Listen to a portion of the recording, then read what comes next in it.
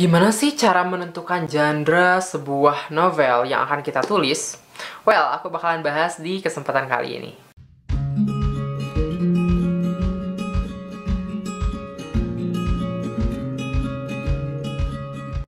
Video ini dipersembahkan oleh penerbit Ujward Media.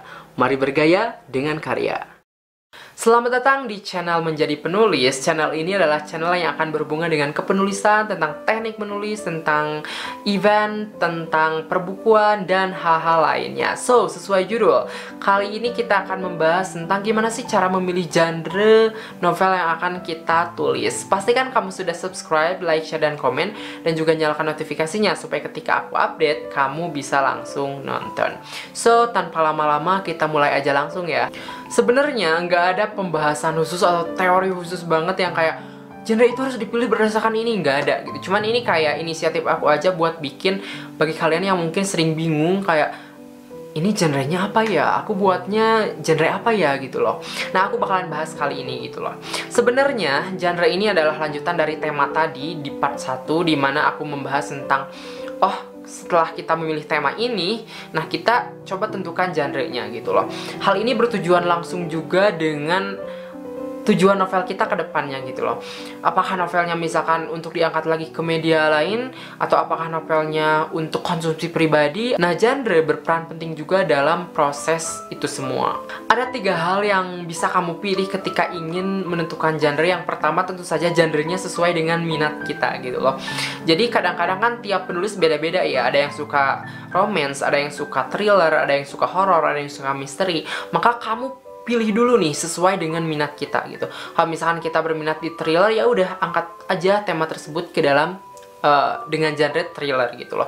Dan itu tidak masalah, nggak ada aturan harus genrenya harus ini enggak gitu. Cuman kayak kalau kamu misalkan pusing, nah kamu bisa berdasarkan hasrat kamu nih. Hasrat kamu sebagai penulis mau nulis genre apa?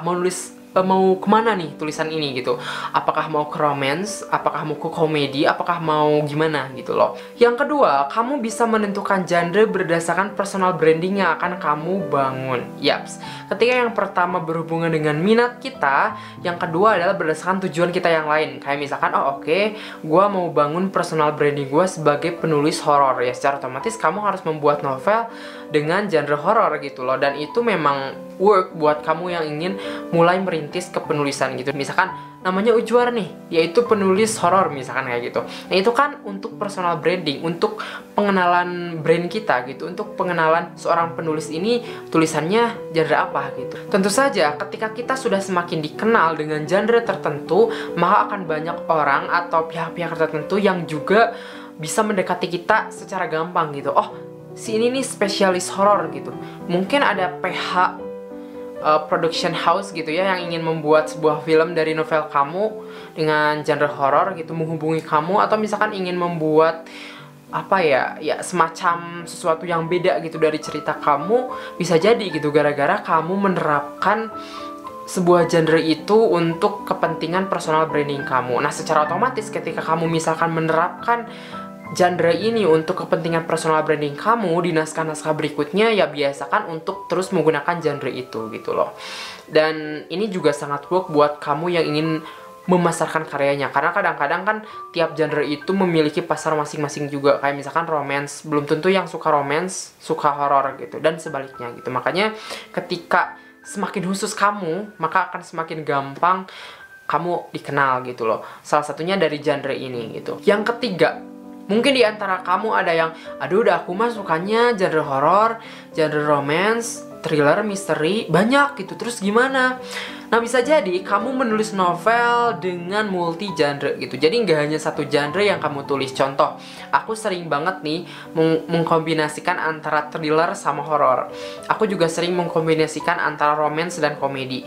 Jadi sebenarnya untuk penulisan itu sah-sah aja gitu, karena namanya juga dunia kreatif gitu. Proses kreatif kita itu gak harus satu genre juga gitu. Kita bebas memilih genre dan bahkan mengkombinasikan genre tersebut.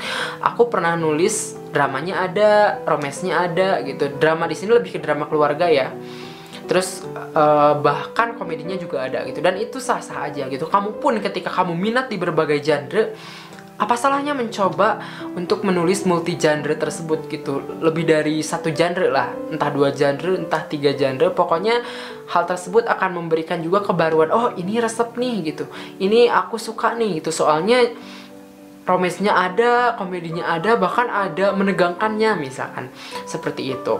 Jadi bagi kamu yang merasa, aduh aku kalau nulis satu genre aja kayak nggak bikin semangat gitu, nah kamu juga bisa mencoba menulis dengan berbagai genre tadi. So teman-teman, saya ulangi, ketika memilih genre kamu bisa memilih berdasarkan minat dan bakat. Yang kedua, kamu bisa memilih genre karena kepentingan personal branding. Yang ketiga, kamu bisa memilih genre dengan multi genre. Maka dari itu kamu bisa banget menentukan genre berdasarkan apa yang kamu mau.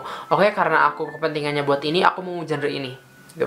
Karena aku sukanya di ini, aku mau genre ini. Nah, itu terserah kamu gitu. Karena tiap penulis itu punya otoritas gitu. Ini sebenarnya video ini nggak ada teori-teori atau hal-hal yang harus banget kayak gini, enggak. Cuman kayak aku ngasih pencerahan aja bagi teman-teman pemula, karena ini video khusus pemula, bahwasannya pemilihan genre pun penting. Dan memang ketika kamu misalkan merasa pusing, mungkin hal-hal yang aku sebutkan tadi bisa menjadi salah satu pencerahan buat kalian gitu.